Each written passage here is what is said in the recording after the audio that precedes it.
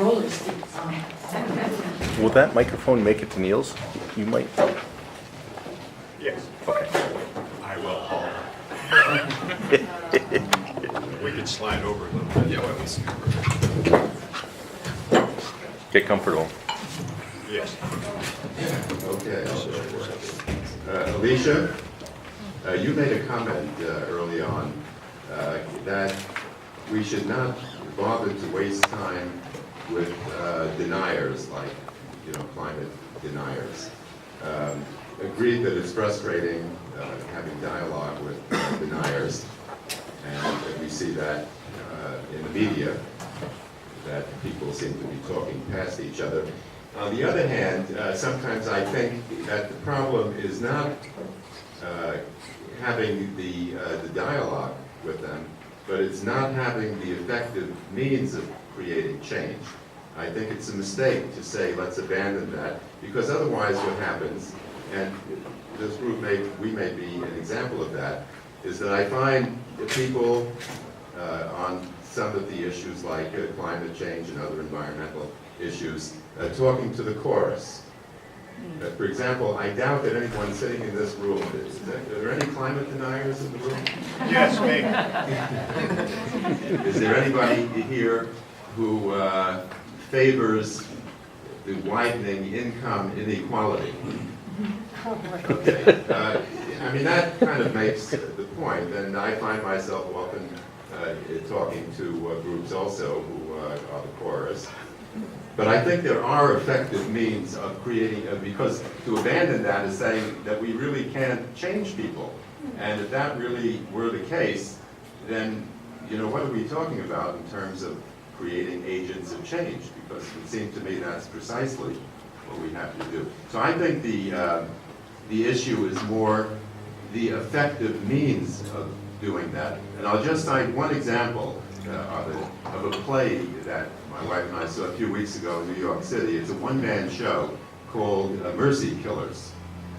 And the character that this actor portrayed was a down-to-earth Texas guy, self-made man, fierce individualist.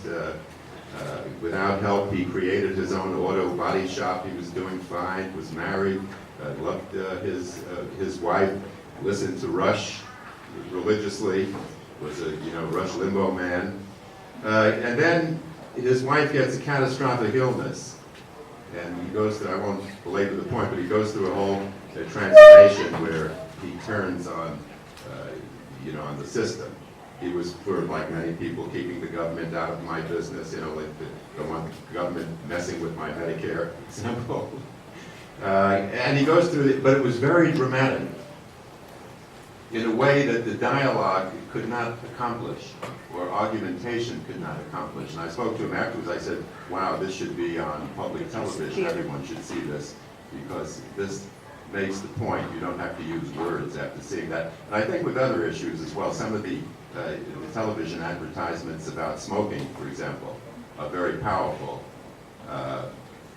And similar things like that. So I'd like you to comment on that, on your comment, saying don't bother with trying to change the deniers. Okay. Yes. Yeah, I guess I needed a bit more time to explain all the different other roles of type of change agents and type of people when we find like this type of changing culture. Because let's take an example of those climate deniers. If you see many surveys, and most people are agree that we shouldn't. I mean, that the climate change is a big problem, and that we should do something about it. So even in national levels, at least of what I've heard, I don't know if there are probably countries, but even in the U.S., if Brian can correct me, but I think in the U.S. the larger percentage of people, right, are aware and they think that climate change is a problem.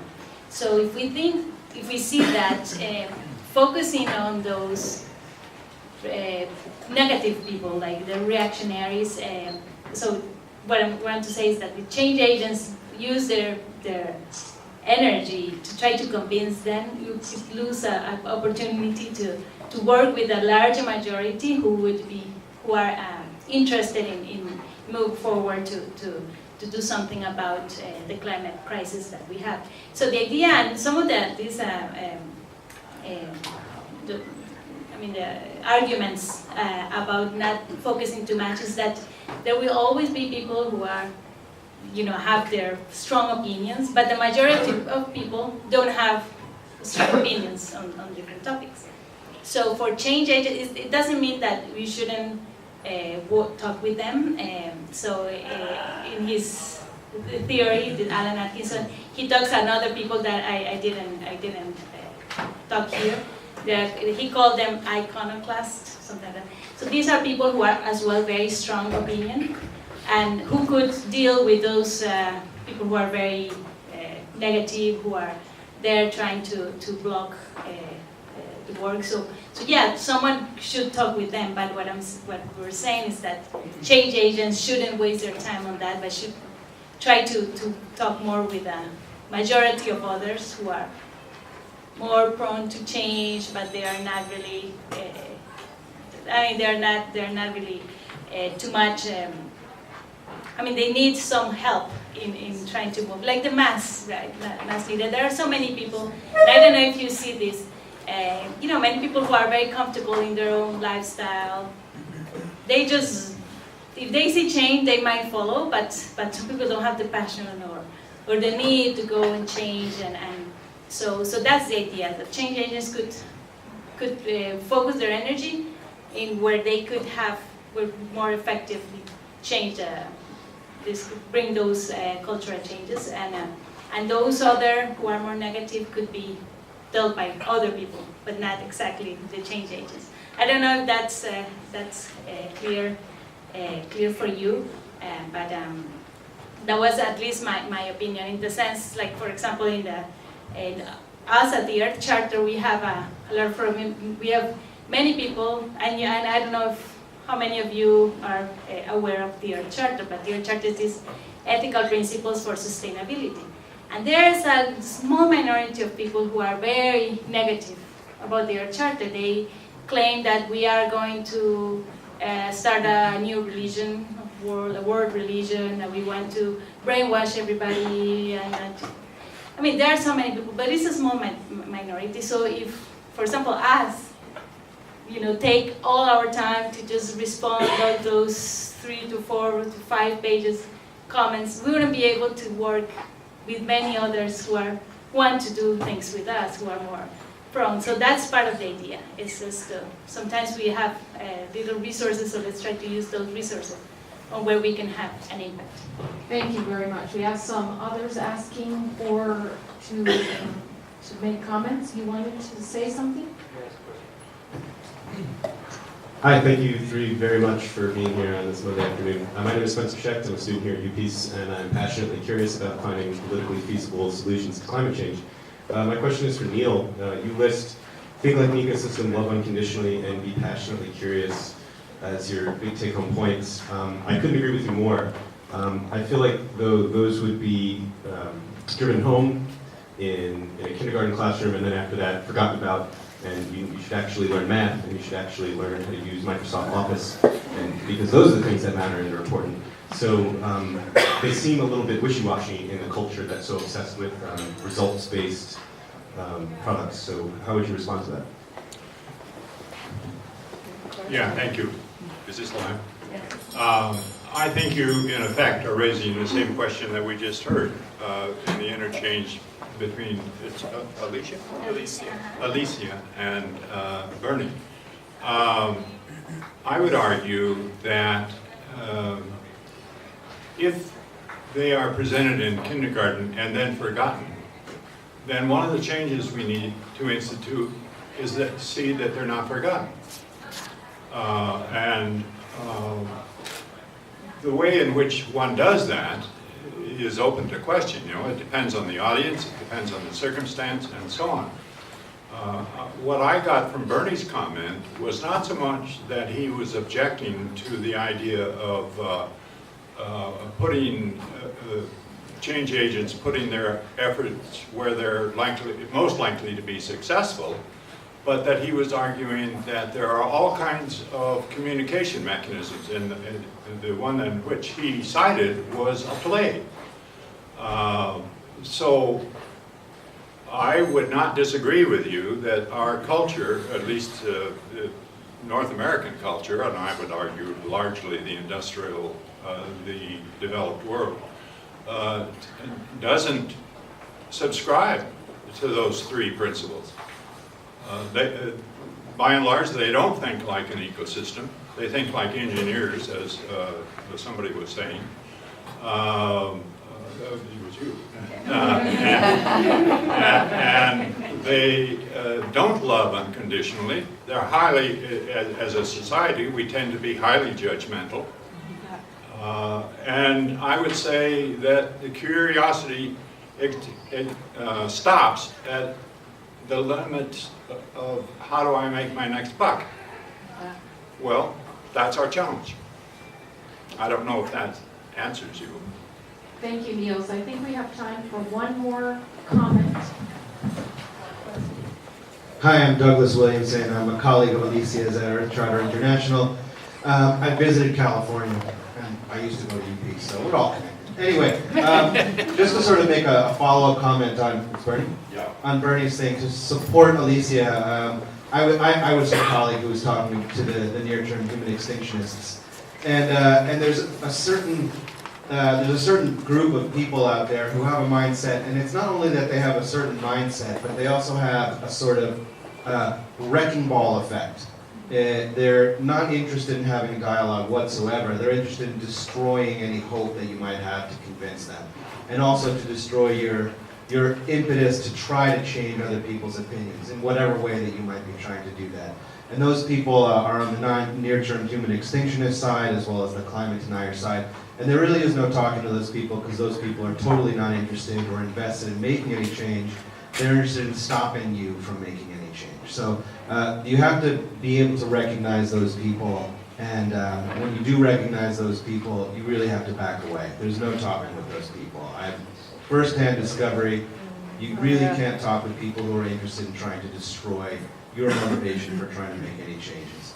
Those are the people I think we can safely say it's better to step away from, to let these people go on their own way, try to minimize their voice, but it's really not worth engaging with certain people. And that's just a personal experience. You may not agree with that, and that's fine. That's just been my experience. I'll leave it at that. And we can discuss this during a break and so forth. I would like to actually ask a question to Brian and Niels.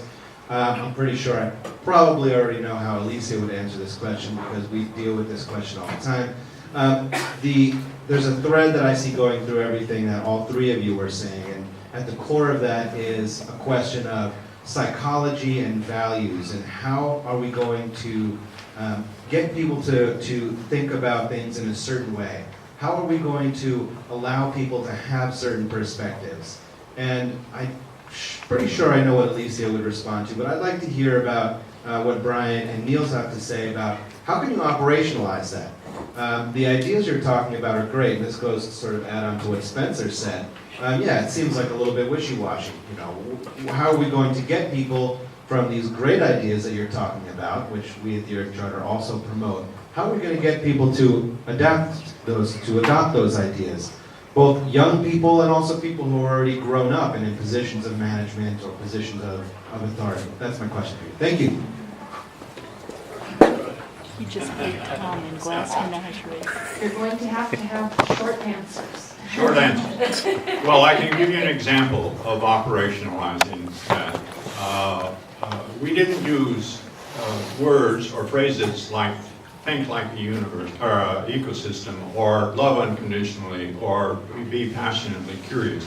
But when we were organized in the Salmon River Watershed Roundtable, this is a valley where there's a lot of farmers, a lot of forest industry operating, a number of environmentalists around, and the natives were all concerned about the loss of the salmon, and the government was trying to figure out what to do. What we did, we had two steps. One was that we spent an initial period of time talking to them without trying to convince them of anything. We talked to them, asking them what is their history. what are they concerned about? What would they like to see? And in the process, they began to open up. Then when we got around to actually having the planning process, nobody was ruled out. Everybody had an opportunity to make their statements. However, the process, the planning process, tends to create consensus. It doesn't mean that we won everybody over, but they were involved. They were honored. Their voice was heard.